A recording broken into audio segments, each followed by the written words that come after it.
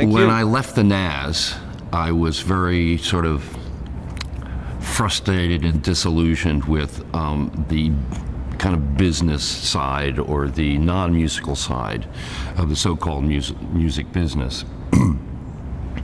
And so I decided that I wanted to be a record producer and engineer because I believed, not correctly, but I had the belief that I would get out of a lot of the sort of interpersonal politics that was involved in being in a band, or with the the constant travel and such that goes along with being a touring musician. So I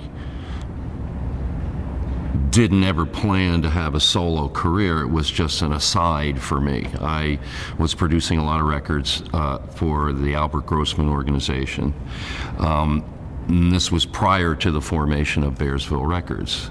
Albert, as many people may or may not know, was by the time I began to work with him in the late 60s, he was the preeminent personal manager in the world. He had the largest catalog of well-known artists. He was managing the band. He was no longer managing Bob Dylan, but he had managed Bob Dylan. He had a lot of folk acts that he had signed when folk music was hot, a mere 5 or so years earlier than that, and some blues artists like James Cotton, country artists like Ian and Sylvia, and he paired me up with all of them to make records.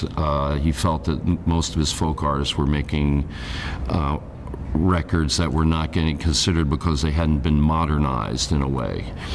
And so I was a young upstart with some what seemed like fresh ideas, and he would put me to work with everyone. And after I'd done maybe a half a dozen projects or so for him, I asked for a budget to make a record of my own. I said, I have musical ideas that I'd like to get down. I don't have any expectations about the commercial success thereof. I just want to get into the studio and record my ideas.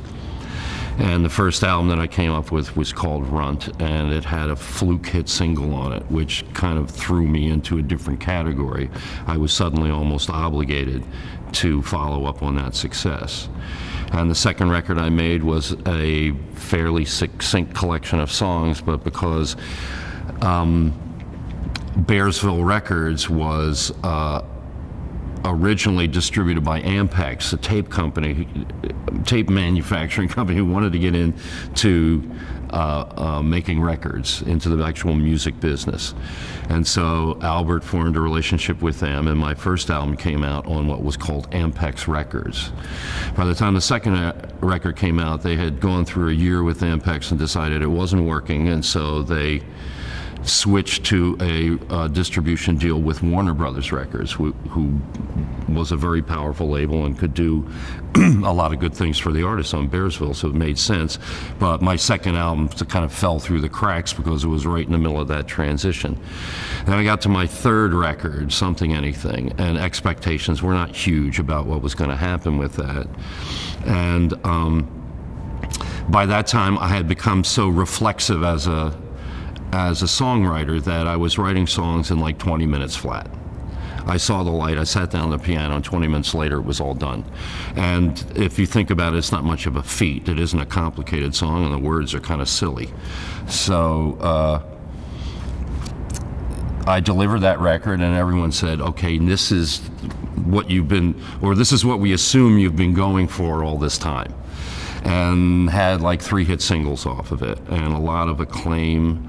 A lot of people in the music business as well, other players and musicians, seemed to become attached to the record. And I remember at one point we got a call out of the blue from Brian Wilson, who had heard the record and wanted to meet me, and I went up and met Brian and all his craziness because of this record. I did a song about Wolfman Jack on the record, and got to meet and become friends with Wolfman Jack as a result of that. So the record was fulfilling all these dreams for me, and in a sense fulfilling dreams for the record label because of the great commercial success of it. But my head was in a different place, and by the time I got to doing A Wizard, a True Star and delivered that record, it was like I had lit off a stink bomb in the record office. You know, there was just so much commotion and recriminations, things like that. Why did you do this? You know, what were you thinking? And yada, yada, yada. And most of that was, you know, coming from my friend who I had introduced to Albert Grossman, Paul Fishkin, who then became the managing director eventually of Bearsville Records. Yet Albert, I think, was he was more artist-oriented. You know, the idea of having a record label was kind of a down-the-road thing for him. He had been managing artists and being involved in the music business for so long that he looked at artists in a different way than just simply their work on record. He was originally a club owner in Chicago, and this is how he discovered all these people. Bob Dylan wandered into the Gate of Horn one day and started playing songs, and Albert said, well, maybe I'll get into artist management instead of just being a restaurateur. And so he had he was kind of a quirky guy. He was a hard guy to work with because he was very he wanted all the power, and he wanted to be able to Svengali artists into prominence and things like that. And his reaction to the record was much more bemused, I guess. And he thought, yeah, this is what artists are supposed to do every once in a while. He had lived through Bob Dylan transitioning from a folk artist to an electric artist, and probably was, you know, completely amused by all of the furor that happened when he did that. And so Albert, you know, saw this as a kind of entertainment. You know, me delivering a record that upset everyone else, he was entertained by it. And he actually made some interesting contributions to the package of the record. It was his idea to put a postcard in there to have everyone fill out and send in, and eventually be part of the next records package. And it was kind of a double-edged idea, I guess. His real purpose was to be able to collect a mailing list of names that you could, you know, direct market to, but it also created this kind of fan interest. You know, a lot of people thought it wasn't serious. A lot of people didn't want to give up the card because it was part of the package. But after the following record came out with a poster with everybody's name on it, we got about 10 or 20,000 cards after that, you know, thinking, oh, I'm just going to do this every record. I'm going to print people's names in the package. But that was his idea. And the little Band-Aid with the Patti Smith poem on it, you know, these sort of like extra add-ins. The die cut on the record, which is an expensive thing to do. It drives up the price of the record, but the record still sold at a regular retail price. That was all his idea. He was willing, you know, take the financial hit to make the package as interesting as possible. So while it was, on one hand, you know, his record label that was so upset about the fact that I wasn't following up on anything, at the same time, he got a lot of, you know, entertainment and amusement out of the fact that I was suddenly making this left turn, and, you know, and watching the reaction that everyone had to it. He thought that you're supposed to do that every once in a while. I think it was always like that with most of Albert's artists. You know, Albert never told anyone what they were supposed to play. He would work with whatever they came up with.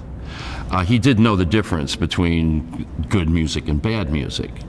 And if somebody came up with just plain old bad music, no, he wouldn't put the record out just because they had a right to put out bad music. You know, he did insist on a certain quality of music.